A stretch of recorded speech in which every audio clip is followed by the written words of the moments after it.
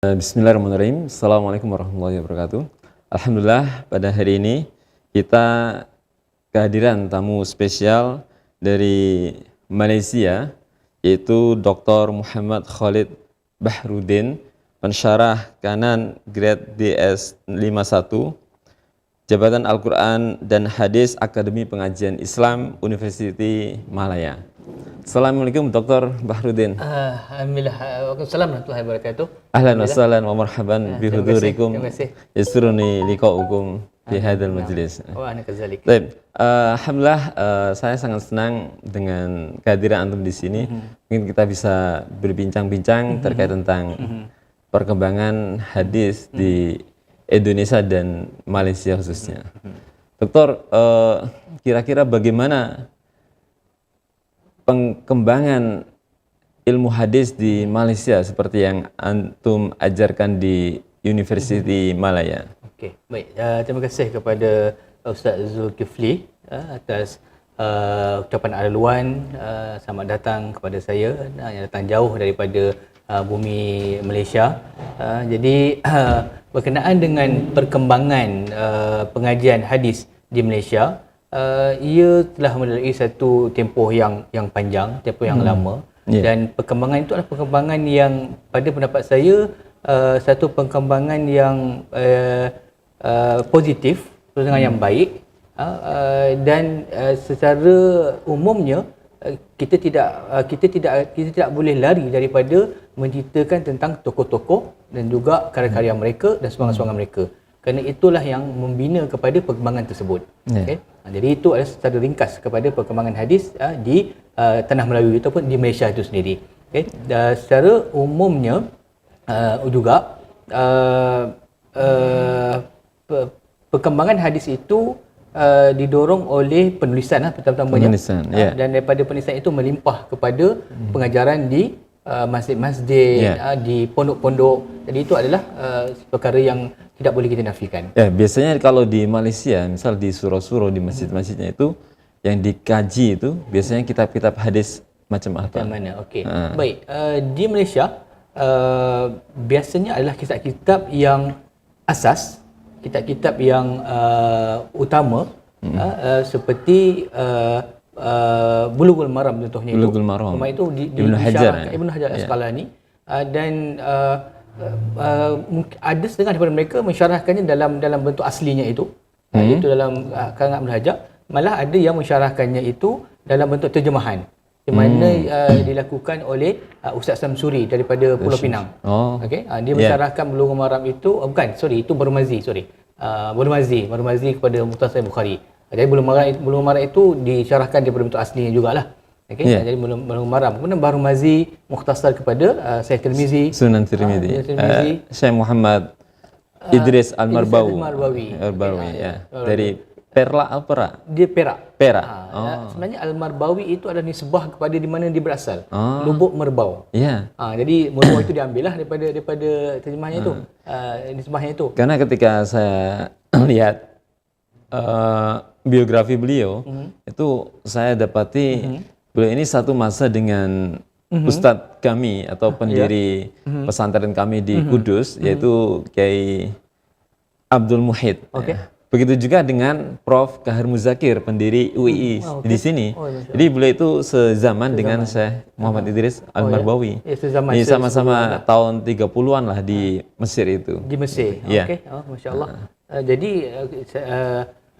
Jadi pertanyaan saya yang sama jugalah pada Ustaz, bagaimana perkembangan secara ringkasnya perkembangan ilmu hadis di Indonesia. Ustaz boleh rumuskan? Ya, alhamdulillah Indonesia termasuk sangat menerima hadis. Maksudnya kita lihat misal kalau sejak awal Islam masuk di Indonesia, katakanlah abad ke-9 Masehi, seperti yang saya catat di buku saya Islam Indonesia, dan sampai saat ini alhamdulillah kita bersyukur kalau alam Melayu baik Indonesia ataupun Malaysia ini termasuk negara yang memiliki penduduk dengan muslim yang terbesar di dunia. Kita bersyukur itu. Betul. Karena ini mungkin kalau saya ingat hadis Rasulullah, masalu ma ba'atsanillahu bihi minal ilmi wal huda kamatsali ghaisin asaba ardhan minha ta'ifatun qabilatil ma fa ambatatil kala' wal 'ushb al katsir wa minha tumsikul ma wa la tumbitul kala' wa minha la tumsik wa la tumbit innama hiya qai'an gitu.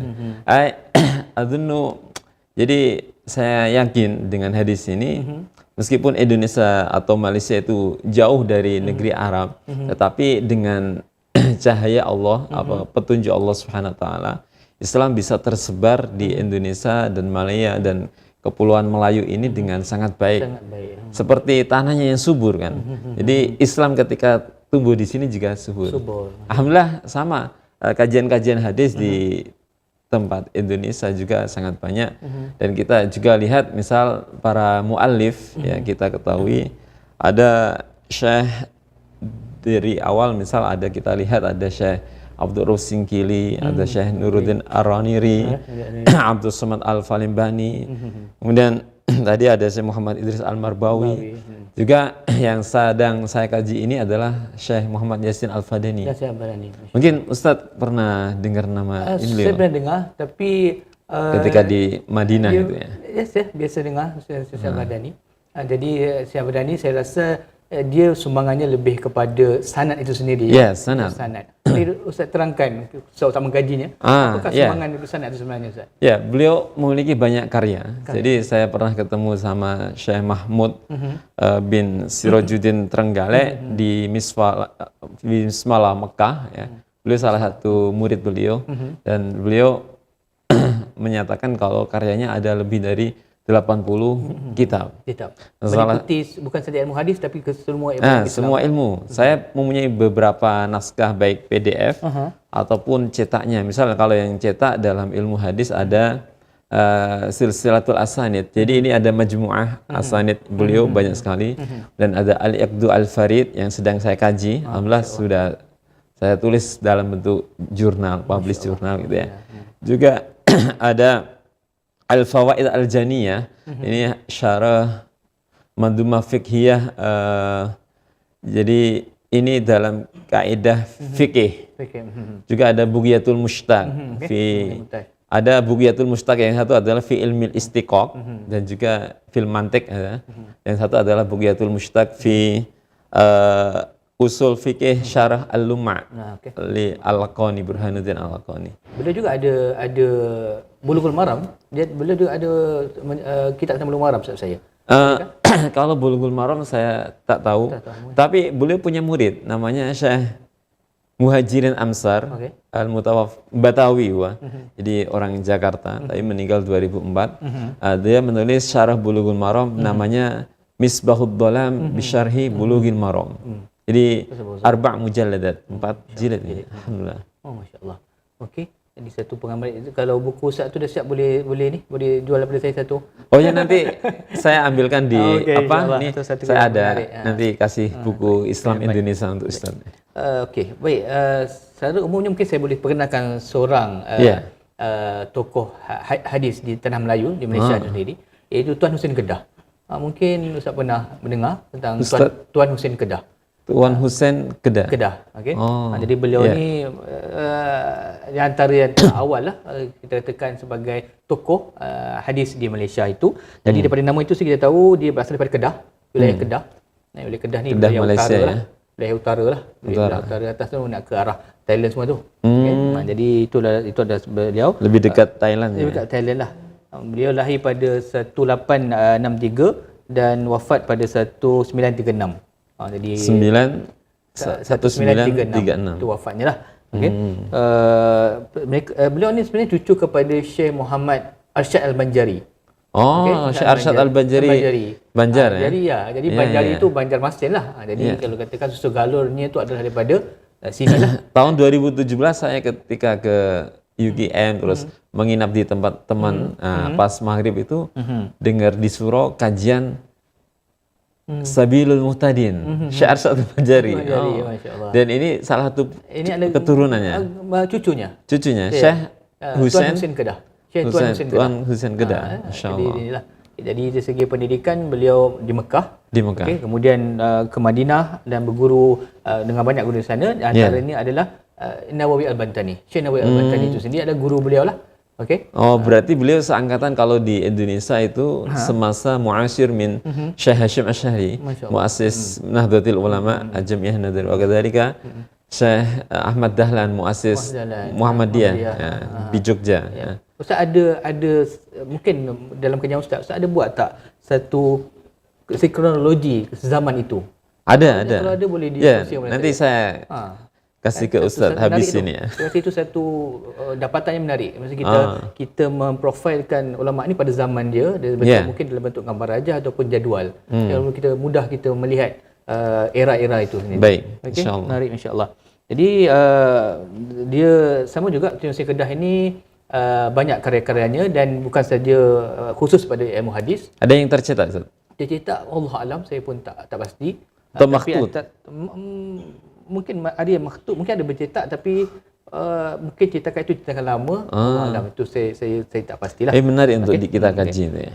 Dan antara kitab yang utama daripada hadis adalah terjemah hadis Jawahir Al-Bukhari itu sendiri. Okay, jadi dia menerjemahkan Jawahir Al-Bukhari yang ditulis oleh seorang ulama moden Mesir, Mustafa Al-Imarah itu. Syekh Mustafa Muhammad Al-Imarah. Muhammad Al-Imarah. Okay. Jadi dia menerjemahkannya lah. Okay. Jadi itu lebih pada kadar terjemah lah. Jadi saya lihat di segi macam ulama di Malaysia ini, antara bentuk karyanya adalah terjemahan lah yang utamanya. Saya rasa mungkin Indonesia juga sama, terjemahkan dalam bahasa Jawa mungkin. Jadi itulah saya nampak. Yeah. Atau mungkin ada Tok Pulau Manis. Tok Pulau Manis. Mu'alif Syarah Hikam. Tapi dia abad ke-17. Abad ke-17. Lagi awal lagi lah. Tok Pulau Manis di mana? Kedah atau mana? Pulau Manis. Saya tidak pasti. Tok Pulau Manis. Mungkinlah. Masya-Allah. Siapa itu? Saya lupa itu. Tapi beliau dulu salah satu murid saya Abdul Rauf Singkili yang berasal dari Malaysia itu. Singkili itu merujuk Singkil di Aceh, kerajaan Aceh abad 17. Singkili itu di Aceh. Masih ada lagi ke wilayah itu? Masih. Ya. Bahkan saya dapat buku Syekh Abdul Rauf itu ketika ke UKM itu ada pameran buku, terus saya beli kitab Turjuman Al-Mustafid. Jadi tafsir pertama di Melayu ini. Betul. Ini di Khazanah Fatoniyah ya, Malaysia atau mana ini? Betul. Ya. Mungkin saya ada satu pertanyaan. Sekarang ni setakat ni kita punya perbahasan adalah perbahasan ulama-ulama yang klasikal. Ya. Jadi mungkin Ustaz boleh kongsikan pada era kontemporari ini, moden ini, siapakah tokoh-tokoh hadis yang menonjol di Indonesia pada waktu ini? Ya, kalau kontemporer dulu ada Kiai Mustafa Ali Ya'qub, tapi kok tufi ya. Ya, mungkin 3 atau 5 tahun yang lalu. Beliau Imam Masjid Istiqlal. Ya, min ahlil hadis. Wa kadzalika qabla hadza, jadi beberapa tahun yang sebelumnya juga meninggal Kiai juga Betawi. Saya kurang tahu, saya lupa namanya.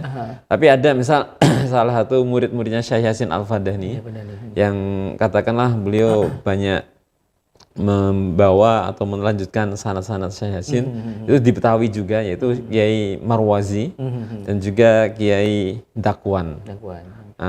Kalau yang masih hidup ada tak siapa yang ada ketokohan itu? Kiai Dakwan. Dakwan sekarang masih dia fokusnya memang di hadis. Di hadis saja. Tapi dan enggak. Jadi dia bukan di university atau di ma'had.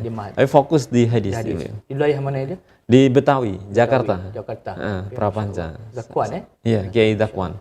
Ya udah alim kabir, musin. Muhammad. Jadi kalau saya di Malaysia pada waktu ini ada juga ramai-ramai, ada juga beberapa tokoh-tokoh yang muda ataupun yang kontemporari yang masih hidup yang giat juga aktif dalam hadis. Okey. Tapi saya mungkin boleh perkenalkan seorang, iaitu Maulana Muhammad Asri Yusof. Muhammad Asri Yusof. Maulana Muhammad Asri Yusof. Beliau ni asli Malaysia dia. Asal Malaysia. Asal Malaysia. Tapi pendidikan beliau adalah Deoban, Pakistan, Darul Ulum, India, dan Nahdlatul Ulama di Lucknow, India. Dan juga ini yang memang terkenal dengan ilmu hadis. Jadi beliau ni seorang tokoh hadis yang sangat komitmen, khususnya pada mensyarahkan hadis Sahih Bukhari. Beliau setiap minggu akan buat beliau konsisten, istiqamah setiap minggu akan syarahkan Sahih Bukhari secara berkitab. Live. On live. Ada YouTube. Sebelum ada.